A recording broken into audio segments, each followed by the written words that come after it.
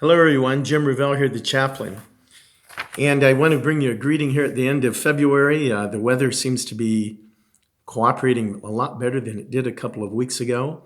I don't know when you're watching this video, but on the day that I'm filming it, it's 45 degrees Fahrenheit here in Chicago.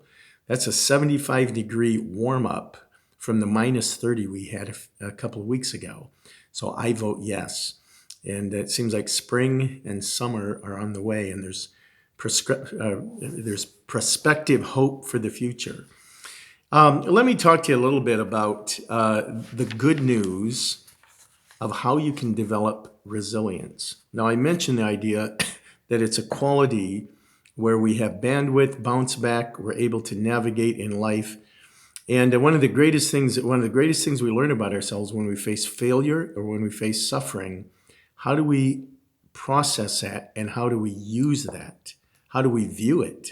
Because how we view it is very important. If we kind of get stuck in those moments, we're not going to grow as a person. But if we view it as a challenge, as a way we can increase as a person.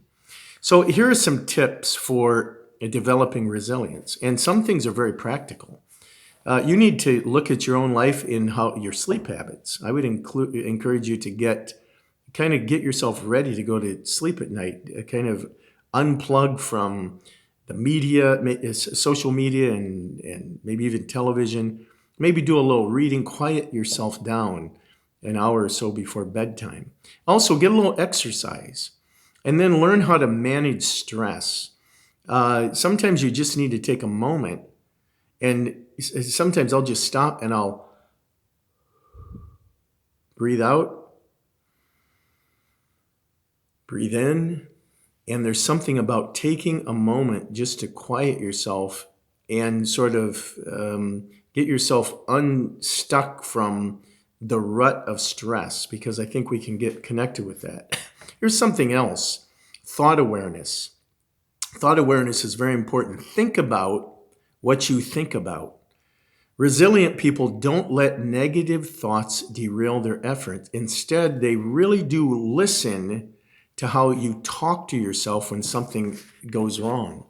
And I've really tried to work on this in my own life. I think in my family, many times there was a paradigm that moved toward the negative quite quickly. And I've had to work on this. I've done some extensive reading and application in my own life to say, no, I'm going to stop. I'm going to think a different way in this. And a lot of times we're so used to our habits of thought that we don't even think about how we think. Not only what we think, but how we think, our immediate go-to. So that's an important thing. And if you need any help with that, give me a call, because I'd love to talk to you about that area. It's the idea of cognitive restructuring, restructuring your thinking. And then another thing is what I call post-traumatic growth, meaning that when you have totally screwed up, you've messed up, you've had a failure, or maybe you've had some kind of difficult situation that was beyond your control, but it's come into your life, that post-traumatic growth means that you look at the challenges in your life and say, now, wait a minute. What did I gain, or what can I gain, or what lesson can I learn in the middle of this situation? That old phrase that says, if it doesn't kill you, it can make you stronger. And I really do believe that there's tremendous opportunity for you to do that. And then one other thing that I think is important, and there's probably 10 things I could add, but this one other thing I think is very important for resilient people is the issue of strong relationships, that you have friendships, you have people who have input, you're able to input in others' lives, and you have a specific kind of group of maybe friends or colleagues that you help build each other up. And I have, I personally have a mentoring group that helps me grow and be challenged and see both the skill sets I have and grow in those things, and also the blind spots, because I think we have to, kind of be very objective about ourselves if we're going to grow. Well, I'm challenging you toward thinking about how you think, stewarding and managing your life, and moving forward and becoming all that you have been created to be, because you've been made for a purpose. Now, if you need anything, I'm encouraging you to give me a call, 877-322-CHAP.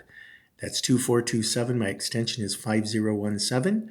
And I hope you're having a great day. And this is my thought for the week. Thanks.